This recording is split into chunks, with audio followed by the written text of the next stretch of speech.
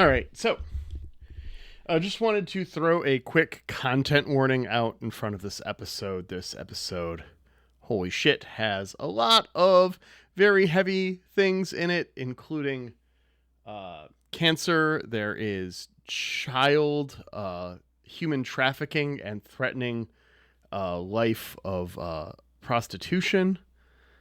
Am I missing anything, Ben? Besides the normal violence, which is in every episode of this show because it's Kung Fu.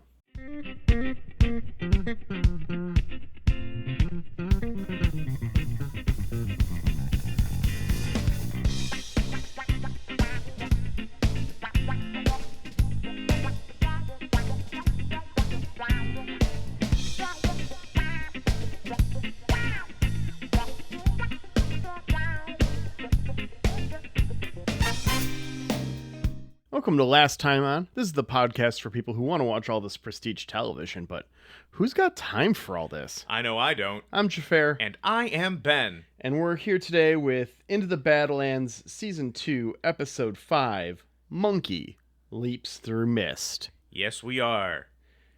Man, this episode opens hard and fast. Yes, we open in media dead fail son. Yep, Baron Ryder is dead, and Jade is now taking over shit. Barons are knighted, apparently. Kind of. They are dubbed. That is common. It's interesting appropriation, given America. Yeah, but, I've seen weirder stuff, like Fallout New Vegas, there's a guy who makes himself Kaiser. Yeah. While Jade is taking her oath, we learn the pillars of the Foundation, peace through force, and justice without mercy. A real we missed the point of Hammurabi style code. Yeah, but I don't know if they remember about that monkey. Fair. Sword tip right into the ground again. Come on. It's Harambe, I know. Don't come at me, internet. I know how deeply you love Harambe, if you remember Hammurabi at all. Oh, Xhafer? That was not a good joke, Ben. That's where my brain went. Xhafer, he is the monkey that unlocked the end times, so everything has been worse since we killed Harambe. But when we were looking at the dead Baron Ryder, and she's, and Jade is weeping, did you think that this was genuine, or were you like, oh, well, she totally did this? I definitely was under the impression that this might have all been a big plot of hers. Yeah. She seems like that type of character given our limited time with her. But we learned that Baron Quinn murdered his son. Yes. Wouldn't you just, revert back? Why does Jade become Baron if Baron Quinn is still alive? Ben, I have not played enough Crusader Kings for this to make sense. Please explain to me. So, Xhafer, there are something called factions, and if a faction gets enough power, it can raise its own levies and overthrow you and try and institute something. Sometimes it's changing the level of the laws, limiting the amount of direct control you have. Sometimes it's installing a different member of either your dynasty or a different dynasty. And so in this case, Ryder was killed, and while Quinn would have a strong claim on the title, Jade had a weak claim that she pressed better because she had better support. And so she was able to fabricate her claims using her... Oh, I'm blanking on the name of the advisor you have to use to fabricate claims. But she fabricated claims, pressed those claims, and now it is her du jour barony. Okay. That did not help me at all, but thank you nevertheless. I'm explaining a... I know. What is it, a 4C game? Yeah. You can't make it make any sense. I understand. After this, we see Sunny and Badgie are on the road together, approaching a storage unit city that I can only imagine smells like Mackinac Island minus the fudge. And Badgie is Badgie is telling a story about waking up naked and hungover. Worst 11th birthday ever. Xhafer? Yeah. Would this have been your worst birthday ever? No. I know you are famous for your run of bad birthdays. I had a string of bad birthdays, yes. But you were never a hungover 11-year-old. I had a series of bad birthdays. On my 18th birthday, I got broken up with over email and fired on the same day. over email really puts that in a specific time. I mean, it doesn't necessarily. I'm not it's paying bad the either 7 way. cents to break up with you via text. My 19th birthday, I will not get into the details because it is one Google away from knowing my birthday. But needless to say, it was a disaster of some variety that impacted a number of people in a non-life-threatening way for myself, but definitely was impacted along with almost everyone that I know. It was the sinking of the Maine. My 20th birthday, I had one of my good friends get very, very sick, and I spent with him in the hospital because I was the only person around. And my 21st birthday, I got very, very sick on alcohol and spent it in the hospital. Mm-hmm. So yeah, I had a run of bad birthdays. But so did Badgie, it seems, except his was living hardcore at 11. And one thing I happened to notice, we see him a little bit later, but I peeped his name he's not in the main credits, but with the credits that are popping up as the episode begins, Stephen Lang! I'm so excited. I love Stephen Lang. Out there beyond that fence, every living thing that crawls, flies, or squats in the mud wants to kill you and eat your eyes for jujubes. As they approach this town, Badgie talks a big hero's welcome. We do get a fake out for it, but it's mostly just a hey guy. I was totally expecting they're gonna get attempted murder on sight thing. Yeah, so they meet with Nos, the Commandant, and I like how Badgie lampshades this, like, I don't know, he gave himself a name to sound cool, and then Nos totally Lando at Cloud City's Badgie. Like, you got a lot of guts showing up here. How you doing, you old pirate? Hey! Mm-hmm. We find out that Sonny killed someone named Silvermoon. Yeah. Who has this obsidian sword with rings in the back of it. I guess scabbards are for suckers. Do we think Silvermoon was a werewolf? I think Silvermoon was a werewolf. If Silvermoon wasn't a werewolf, I'm disappointed in this show. Don't tell us, listener. No, it is last time on, Silvermoon was a werewolf. 100%. Sonny killed a werewolf. It was sweet. You know, you think a Sonny... sword-wielding werewolf. You think Sonny would kill more vampires. Your groans give me strength, audience. Your groans give me strength. Real Colin Robinson type here.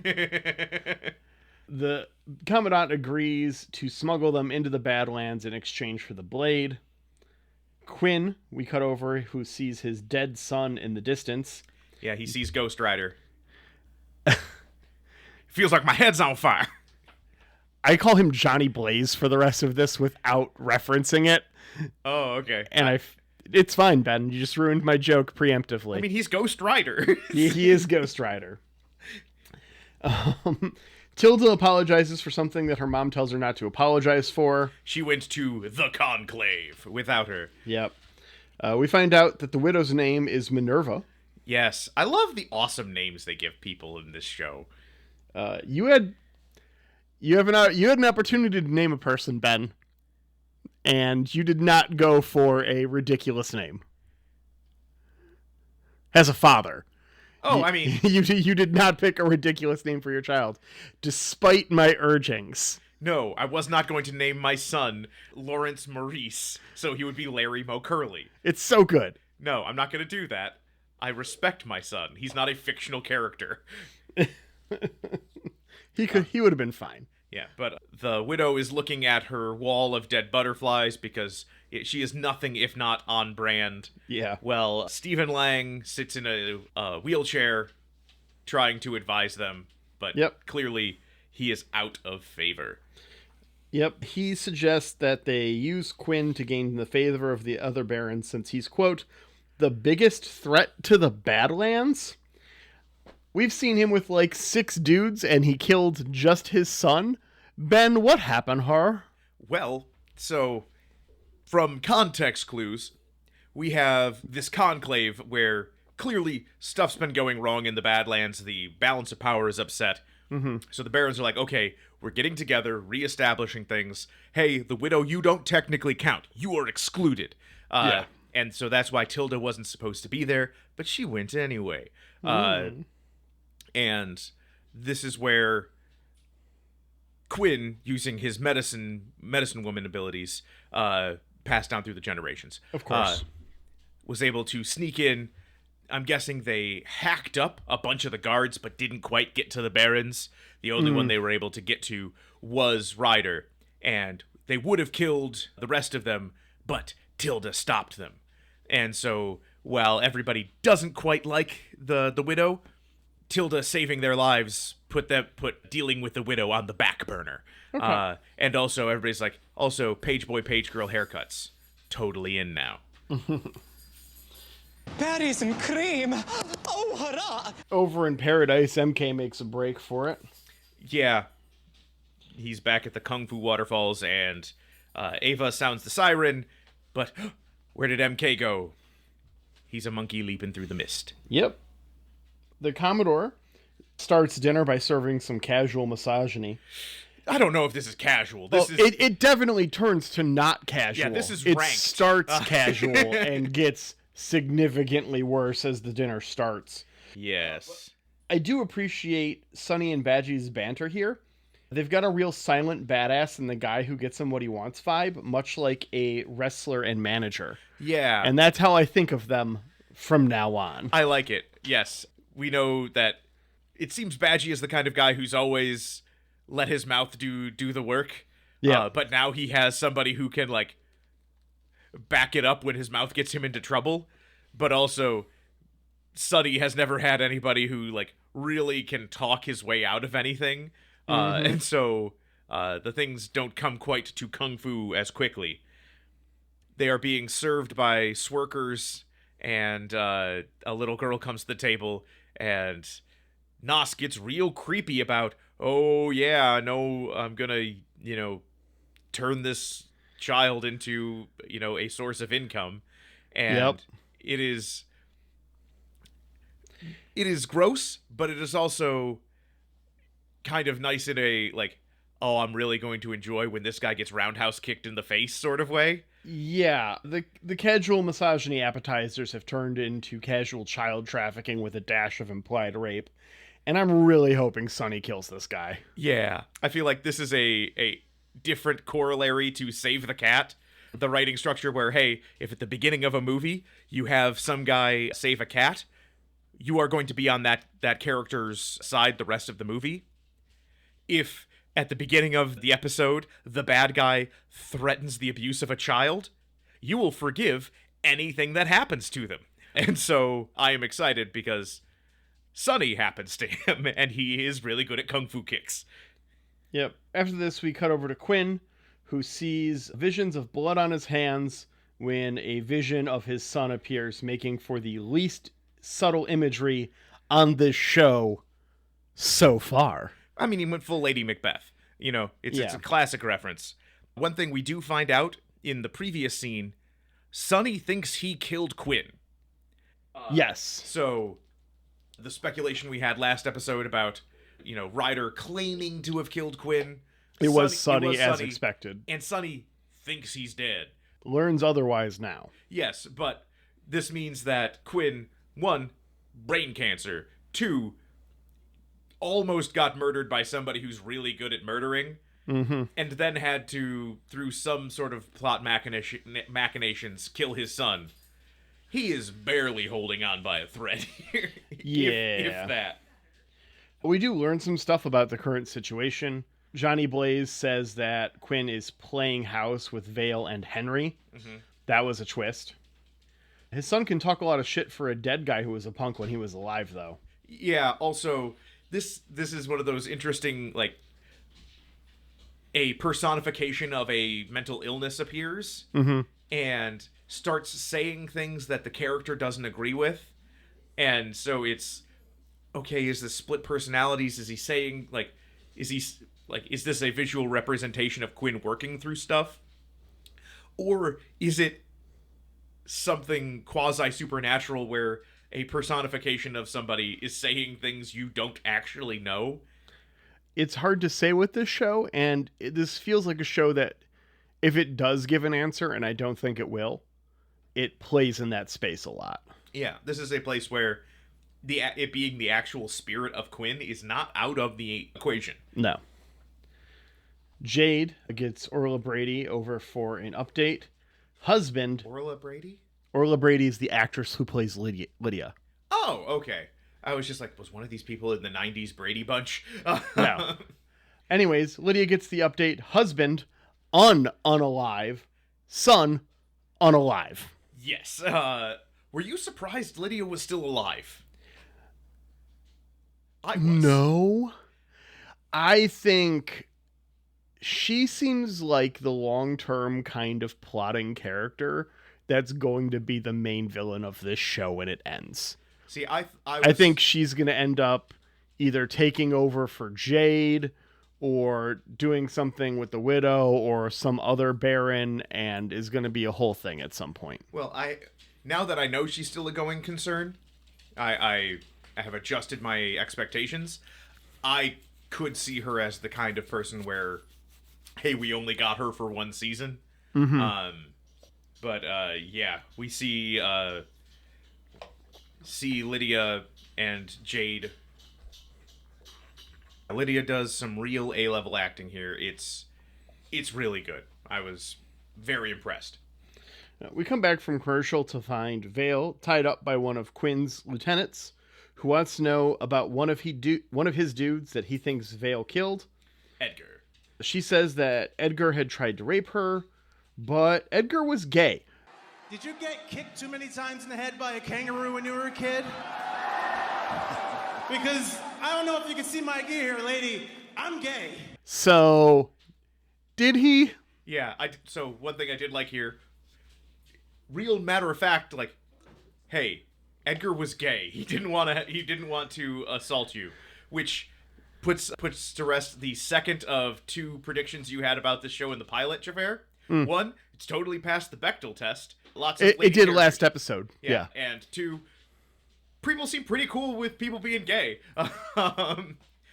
That not being part of the Bechdel test, but yes. No, that was the other thing you mentioned in the pilot. You were like, oh, some gay erasure here. Oh, yeah. There was a lot of that in the pilot. I mean, I think it was more, now looking back, it's probably just, hey, if you're gay, you're going to bang your bros. We don't need to get just not getting specific about it. Yeah, we're not getting male sex workers for you. There's a bunch of dudes in the dorm. If dudes want to bang, dudes are going to bang. Fair enough. Which, hey, maybe inconsiderate. Maybe you don't want to be romantically entwined with your coworkers. Yeah. Not a bad idea. I mean, we still haven't seen any male prostitutes for a show that's given us plenty of prostitutes. So I will say the jury is still out on that one. But no, as soon as they introduced we had two female characters interact in the second episode we watched. So, and not talk about a romantic relationship. Yes. Or dudes at all. But this guy working for Quinn is trying to get a karambit of information out of Vale. Mm-hmm. Because he's got a karambit knife. It's a pun. And he's like, hey, I know you aren't treating Quinn's brain tumor. Yeah. Treat his brain tumor now. Yeah, I need Quinn to be healthy. MK finds a tree with a bunch of bodies strung up. Strange fruit, my friend. Recognizes one. Takes it down, lays it to rest, and ganks their outfit. Did you recognize this person? No, I did not. So I did not either. What happened to her? What the hell happened to her? Can't explain. But I got the van. This was someone that was brought to the monastery along with MK, one of his buddies. Maybe his training partner that we saw him spar with for like 30 seconds the one time we saw him here, who tried to escape, failed, and got strung up on this tree for it. Okay. I mean, probably. Yeah. That does feel right. Lydia continues to mourn as Jade tries to turn sadness into anger. Lydia spills the hiding spot in exchange for the executioner's axe. Yeah. So Lydia actually does like a really good monologue that I feel deeply as the parent of one child who is going to be a one-child parent. Yeah. Like, hey, we only had this one.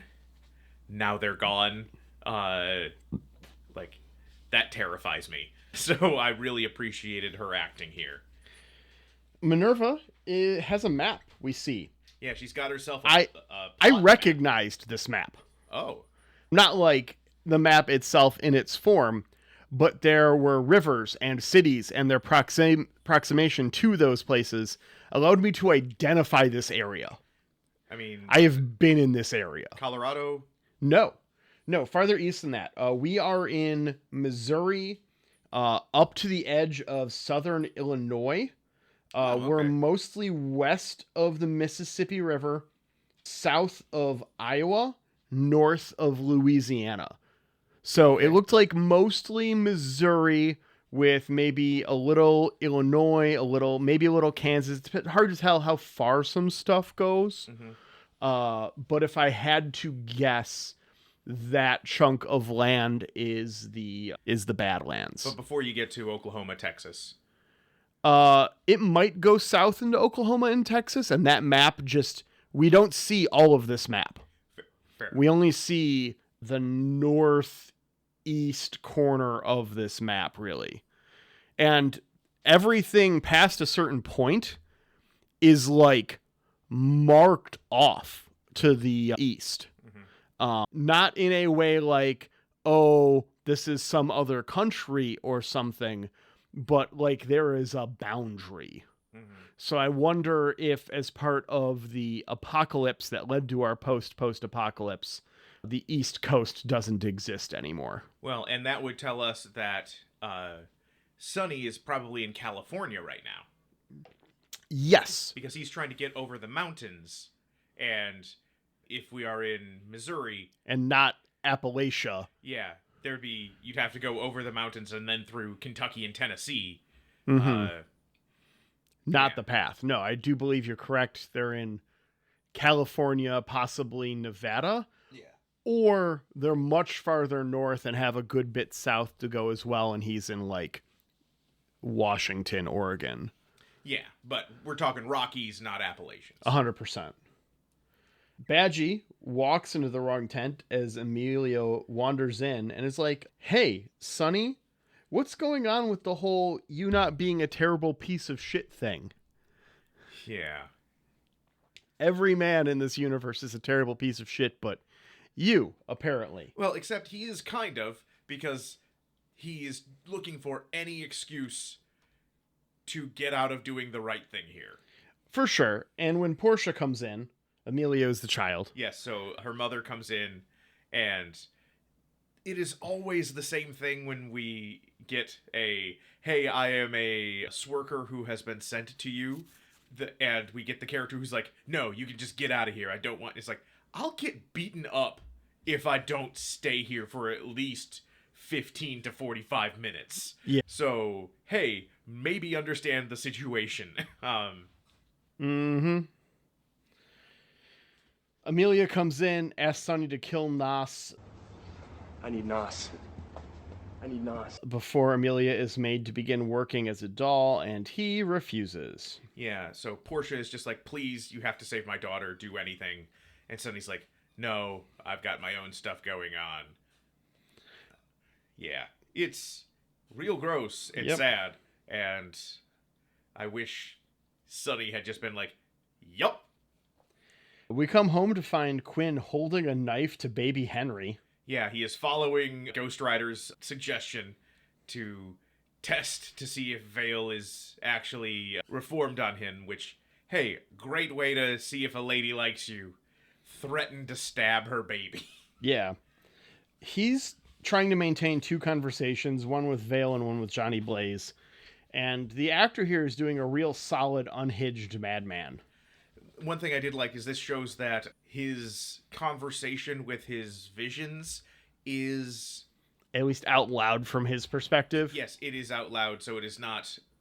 He's talking to himself in his head, which you sometimes see somebody having an internal conversation and an external conversation. Vale is reacting to the stuff he is saying to Ghost Rider. Yep. Vale manages to diffuse this situation, but fucking yikes. Yeah, I mean, we get a real angel-devil on the shoulder dichotomy going on here. But Quinn gives back the baby. Speaking of big fucking yikes, we cut over to Nas asking Sonny if Portia asked to have him killed. Yeah, so we see Badgie and Sonny in the morning. Hey, here's your car. Oh, also, we heard what Portia said. Tent walls are very thin. And has somebody who has spent a lot of time camping. That is very true. Yes, they are a sheet. Yes. So Sonny is like, no, she didn't say anything. And Nos is like, yeah, she did. I'm glad you didn't take her up on the offer, but you also just lied to me. Yeah, he has disfigured Portia and now, quote, has plans for the child. Yeah. And so we have now justified everything Sonny is about to do to Nos and everyone who works for Nos. Yeah. Which, if you're going to make it so that I don't feel bad about 12 guys getting stabbed in the face, having them all be okay with this, good way to do it. For sure. Sonny, much like the dude, can no longer abide. And we finally get to our fight of the week. Yeah, this is the one fight scene we get in this episode. Yes. It's a longer one, but, not as long as, the raid on the refinery. I feel like this is probably more the norm for this series. Like one kung fu fight an episode. One big kung fu fight an episode, and we had been spoiled previously by watching season premieres. It's possible. Yeah, man. Right off the bat, Sony puts a tire cover halfway through someone's skull. Yeah. Holy shit. I was just like, ugh. He hubcapped that dude. Yeah. But one thing I did really appreciate, Sonny, totally competent, surrounded, moves his way into an area between two buses, creates a bottleneck. Yes. Where I'm just like, that's smart. That's what you should be doing. 100%. Great fight choreography. Plus it leads to a parkour bus fight. Yes. And I was very happy to have a parkour bus fight. It is. Yeah, it was the correct move for sure, and it's good to see. I feel like the fight choreographers from the pilot did not have much practical fighting experience, or at the very least were not considering it when planning these things. I definitely do not feel like that is the case between the last two episodes we've watched. It feels like a lot more care is going into environmental awareness, and it's not just when I'm fighting 8 dudes, they line up and I fight them one at a time. I mean, it does make me miss just guys jumping around in the background of a Bruce Lee film. There's something to be said for the old traditions, but this did feel really, really cool. Yeah. At one point, Sonny is fighting the guys in the buses. Double-decker buses, too. Double-decker buses with, half of a bus making an H on top. So, they're fighting back and forth between two double-decker buses. It's sweet.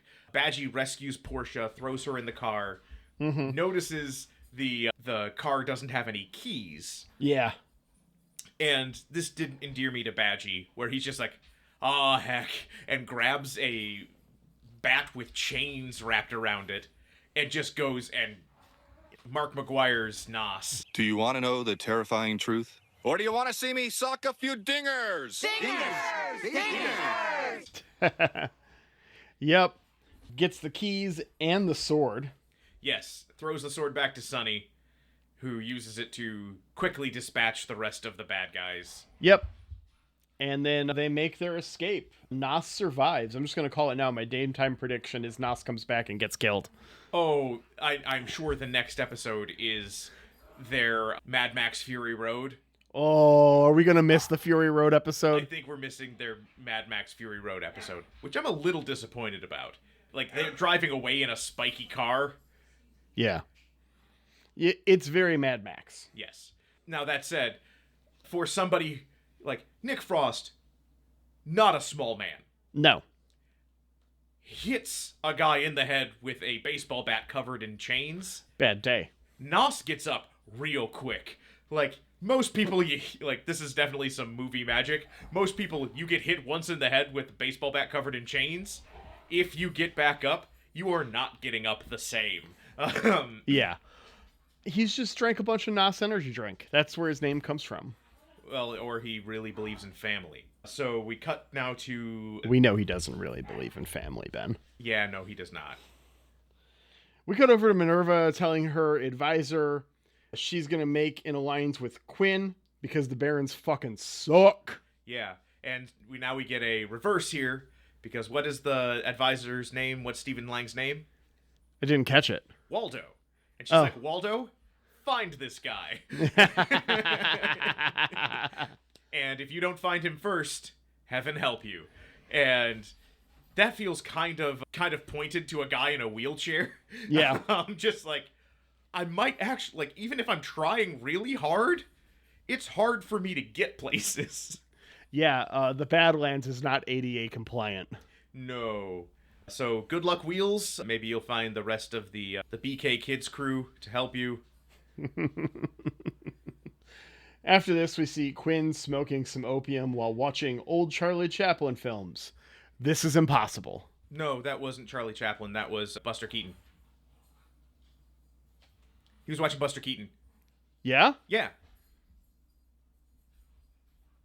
Really? I'm 100% sure it was Buster Keaton, not Charlie Chaplin. Okay. Yes. Okay. Still, he loves the classics. Well, I appreciate it. It doesn't change the fact that this is still impossible. Why? Because all of that old film is made out of partially organic material, and there's no way... Very little of it is surviving in the modern day with preservation, let alone this scenario. So he could totally be watching it, but we wouldn't be hearing the reel-to-reel. He would have had to, like, hook up an SSD to a digital projector. Yeah. Which doesn't fit the aesthetic. For sure. Guy sitting there smoking opium. Lydia and some Clippers make it to Quinn's hideout. It was trapped, and they all splode. Explosions! I can't hear! I can't hear! I can't... There's blood blisters on my head! Oh my god, how do they walk away in movies without flinching when it explodes behind them? There's no way! I call bullshit on that! Vale makes a run for it to end credits. Now, Xhafer, I've got a question for you about the explosion. Yeah. Lydia says, hey, you guys go in there, get him, and bring him out to me. Did she know? Do you think she knew about the explosions? I think, given her reluctance to make an alliance, or I guess maybe. Well, Xhafer, I'm gonna say yes, actually. So you're gonna say yes, and now, Xhafer, I'm gonna ask you to get weird with it. Let's get weird! Hey! Oh, you might think that these are like some claymores or like some tripwire, some grenades, something mundane that we might have already seen on the show, or something that is present in the modern day. But this is the post-apocalypse. Yes, buddy. Which means we've had time. And we don't know how much time happened between today and the post-apocalypse, but I'm gonna guess there's some weird military shit that doesn't exist in the modern day, straight out of sci-fi. So what happened was, have you seen The Abyss? The James Cameron movie? Yeah. Yeah. So I'm gonna guess they walked in there, and there was this like gooey sheen, like when they're interacting with the alien sphere in The Abyss. And it started to like expand like this goo, and it then suddenly compressed and exploded. Oh, okay. See, I think they come in, open that door, and they look up. Xhafer, they're at the bottom of a soapbox derby track. Oh no! And car starts rolling towards them. Hey, is that a cable hooked up to that? Why, it's a soapbox derby full of grenades. And once it gets to a certain level, pins pulled. You have like 10 seconds to stop the soapbox car before the pin gets pulled. That is how you're supposed to know to do that. If you don't know to do that, ping, boom. Are you suggesting you stop a soapbox car by hand, Ben? I'm thinking there's probably a lever and it puts a gate up. Okay. But yeah, I think they got grenade box derbied.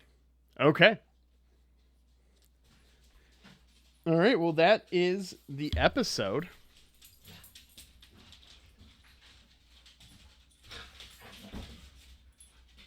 Yeah. All right. Let's roll our dice and see how many episodes we're skipping. Roll them bones. That is 5. Okay. Yeah. So we're watching season 3, episode 1. All right, all the season premieres. Yep.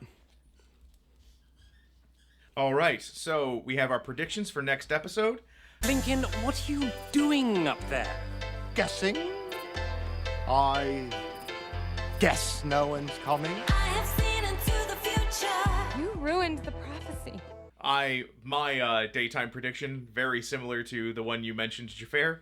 I believe that Nas is going to chase after them, and it will not go well for Nas. Yep, daytime. Noth shows up again, gets got. My evening prediction, much like my Mike prediction last time, where I was not making a prediction for the show, but rather for us in our random viewing order, we will not see Amelia again. Probably. Yeah, 50-50. Either we will or we won't. Well, that is how statistics work. My evening prediction is Ava chases MK, but decides to join and go with him. And my primetime prediction, we've been making some really good progress on our trip, and I feel like our characters are getting pretty close. So my prediction is that by the start of season 3, we will be back in the Badlands. All right. And now I can read. Well, I haven't done mine yet. Oh, yeah. Go ahead and do yours, and then I can read the episode description, which may or may not confirm my prediction immediately. Okay. I made it before I rolled the dice. Well, so some of them are currently in the Badlands, so, you know. Yeah. My primetime prediction is Quinn leaves Lydia alive. When Waldo arrives at the bunker, having tracked him down, Quinn has already left, but left Lydia alive, chained up there, or trapped there. And Lydia joins up with Waldo to try and hunt down Quinn. Okay. Well, we've got season 3, episode 1 next. Enter the Phoenix. Sunny reconnects with Badgie to search for a cure for Henry. The Widow sets out to recruit Moon in her war against Chow. Maybe Silvermoon's not dead. Oh, it's hard to kill a werewolf. Yeah. Maybe we'll get a werewolf kung fu fight, Ben. Oh, yeah! What if the werewolves are also a lifetime affliction and we get baby kung fu werewolf fight? That's not how werewolves work. It could be. We don't know. But what we do know is how much we appreciate Ripe. Thank you, Ripe, for letting us use the song Goon Squad as our theme music. We appreciate the hell out of it and you. Thank you so much. You can find Ripe's music all over the internet. Check them out on Spotify, Google Music, probably Tidal, wherever. Buy some of their merch. They got a really cool baseball team. Yeah. And thank you for Annette Lucina for letting us use your picture of a TV and using Creative Commons so we can use it for free and not make any money and didn't have to pay you, but that's because you're cool and we're poor. We appreciate it. Yeah. Thank you. And we'll see you next week, Internet. We'll see you next time on Last Time On.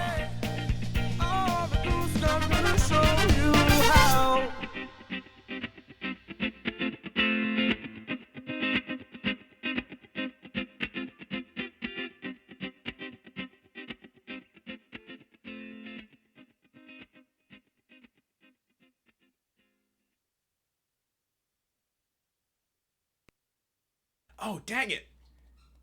I'm just remembering I had a whole song that I forgot to do. Yeah?